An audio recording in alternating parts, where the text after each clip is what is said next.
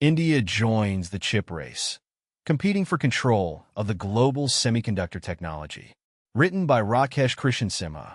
As semiconductors become essential to modern life and security, India needs to accelerate efforts to build its own industry, competing with global powers to safeguard its technological sovereignty. The most critical and strategic element of 21st century geopolitical competition is not oil, gold, land, or data. It's a resource that powers everything from cars to container ships, missiles to microwaves, and smartphones to stock markets. It's the inconspicuous semiconductor, or microchip, or simply chips. Once relegated to the realm of electronics, semiconductors have risen to become as crucial to the modern world as oil once was. Just as oil reserves have shaped geopolitics for decades, the location and control of semiconductor manufacturing now play a pivotal role in global power dynamics. Semiconductors are at the heart of the technological revolution that defines the 21st century. This shift is transforming military, economic, and geopolitical strategies, especially with the advent of artificial intelligence, AI, and its reliance on advanced chips. Only 4 countries produce nearly all of the world's semiconductor requirements: Taiwan, Japan, South Korea, and the United States. China and Russia are pouring hundreds of billions of dollars into the industry, desperately trying to catch up with those above 4. Chinese efforts are proving somewhat successful, as they have acquired a 15% market share in the lower end of the market. The world's dependence on this vital commodity was evident during the COVID-19 lockdowns, when the disruptions to the supply chain impacted a slew of industries, especially automobiles. At Ford plants in the U.S., tens of thousands of newly assembled SUVs became $100,000 paperweights because, without chips, they were immobile. It is estimated that in 2021, more than 9.5 million units of light vehicles were lost globally due to a lack of necessary semiconductors. The advent of high-speed chips may also have played an instrumental role in the collapse of the Soviet Union. Russian leaders such as Mikhail Gorbachev anticipated their supremacy in strategic weapons would be lost in the coming decades if they couldn't catch up with the West in semiconductors. The Soviet bureaucracy, obsessed with keeping up with America's progress, believed that the best approach was to copy the U.S. as closely as possible. However, while this strategy proved effective in building nuclear arsenals, it failed in the chip industry. Learning from the Soviet Union's mistakes and spooked by the collapse of a fellow communist nation, China is pouring billions into R&D and production facilities. The wily Chinese also planted their scientist spies in Silicon Valley to purloin America's ultra-secret technologies. Currently facing a technology blockade and anticipating further strengthening of sanctions, Beijing has been on a chip stockpiling spree. It is a measure of how vital semiconductors are to its economy that China now spends more money each year importing chips than it spends on oil. These semiconductors are plugged into all manner of devices, from smartphones to refrigerators, that China consumes at home or exports worldwide.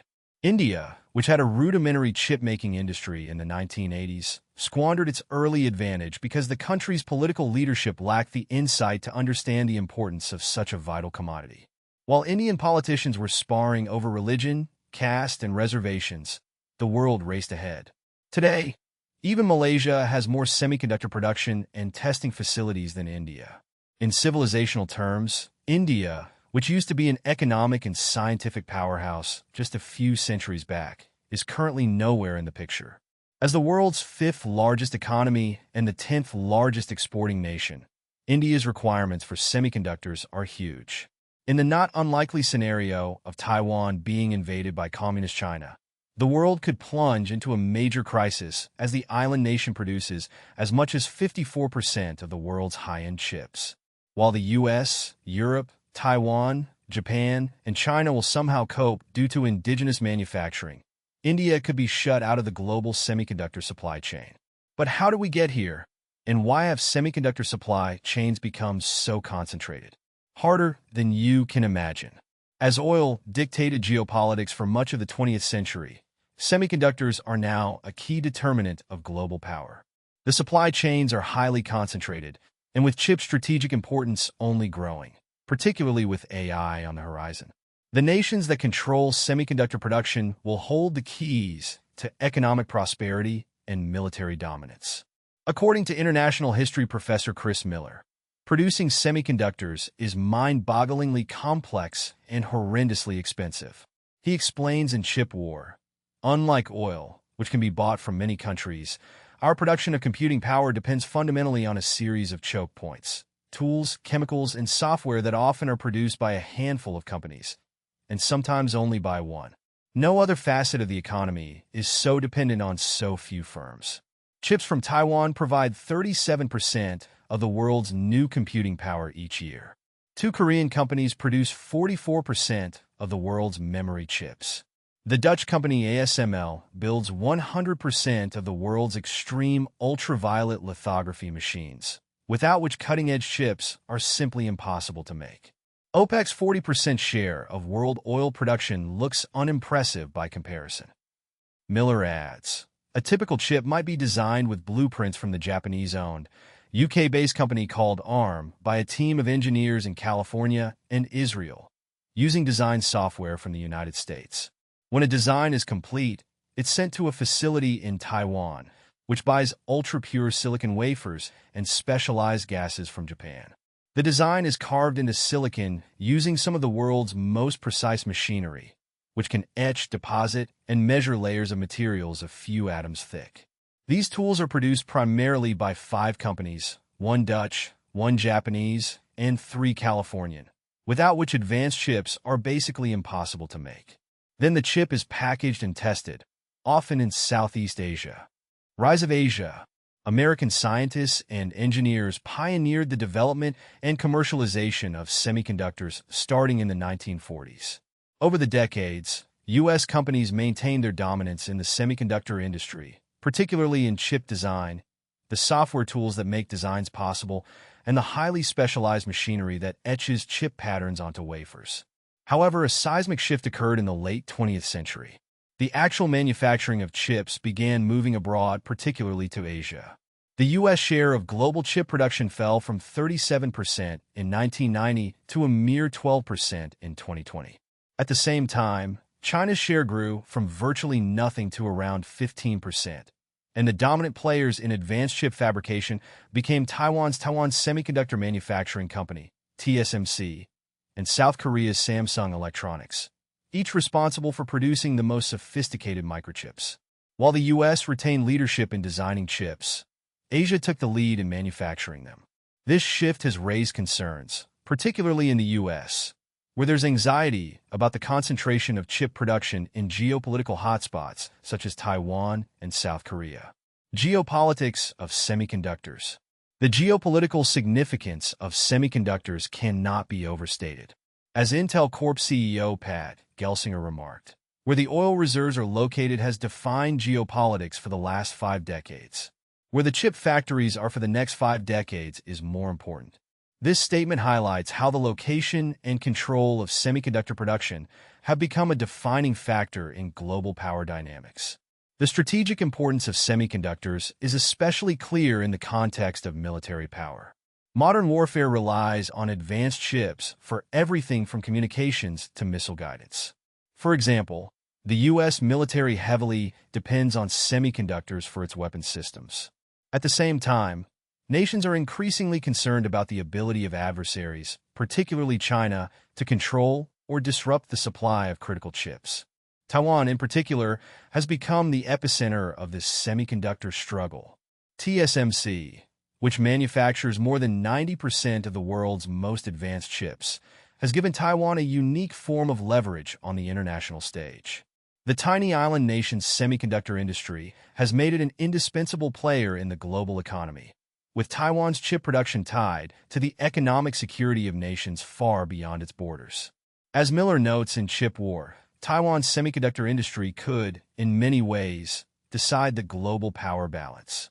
Taiwan's political and business leaders, particularly TSMC founder Morris Chang, intentionally built the country's chip industry as a source of strategic capital, making Taiwan a linchpin in international relations. Without Taiwan's semiconductor industry, the global supply of advanced chips could come to a grinding halt, a scenario that would have profound economic and military consequences. Battle for semiconductor supremacy. The rivalry between the U.S. and China has brought the issue of semiconductor control into sharper focus. China, as both the largest consumer and aspiring producer of chips, is investing heavily in reducing its dependence on foreign-made semiconductors. The Chinese government has also been accused of stealing U.S. semiconductor technology in its efforts to catch up.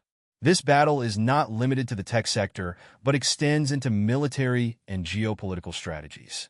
China's rise in the semiconductor space has led to growing fears in the U.S. and Europe that Beijing could one day dominate this crucial industry. If China were to achieve dominance in semiconductor production, particularly in advanced chips, it could use this leverage for economic and military advantage.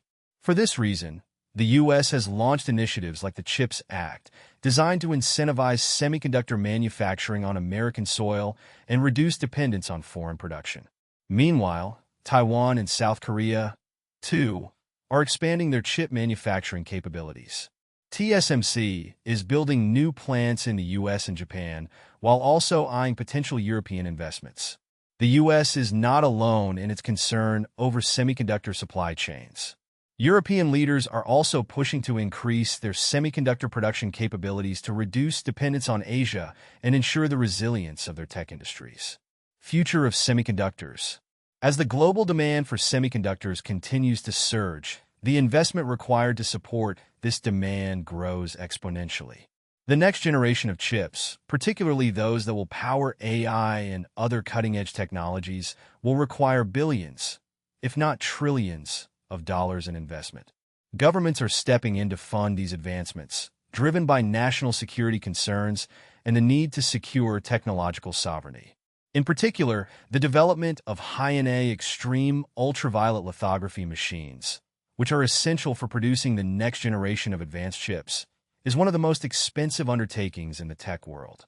The next wave of semiconductor technology will require investments on a scale that rivals the oil industry's capital expenditures, a stark reminder of how vital semiconductors have become.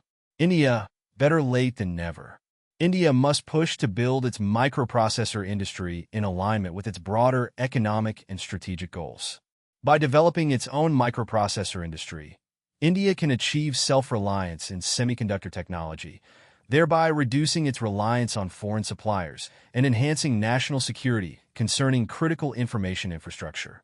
The global semiconductor market is projected to reach $1 trillion by 2030, driven by advancements in electronics and technologies like AI and the Internet of Things (IoT). India's semiconductor market, currently valued at approximately $23.2 billion, is expected to grow significantly, potentially reaching $80.3 billion by 2028. At Semicon India 2024, India's Prime Minister Narendra Modi presented a plan that indicates the country is putting a lot of emphasis on semiconductor infrastructure as it develops a workforce of 85,000 engineers, technicians, and R&D specialists. India is making a significant attempt to establish itself as a global center for semiconductor production, in line with global demand. But that may not be enough.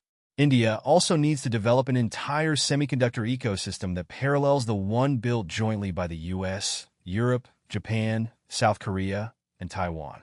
This is critical, as any technological sanctions imposed on China and Russia could potentially target India as well. The wide-ranging sanctions that set back India's nuclear, military, and space programs after the 1998 nuclear tests are fresh in many people's memory.